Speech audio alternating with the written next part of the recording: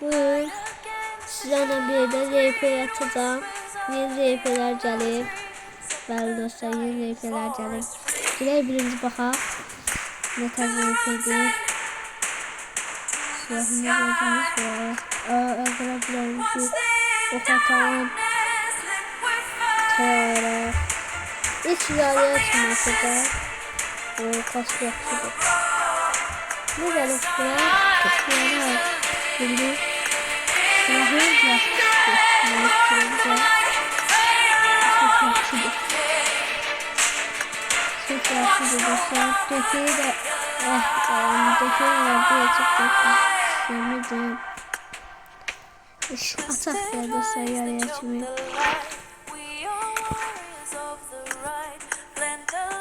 Yine bir sonda hatıra.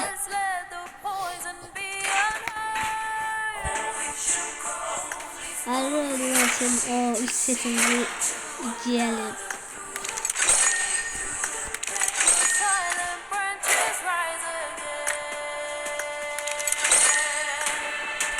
Setimizi giyelim. Oraya bir setimiz. Setimiz. Arkadaşlar bir daha da sözlüğüm tabi hesap almışım kanalda paylaşacağım. Girip izlersiniz benim hesabımı. Bilirsiz abone çanelime vereceğim.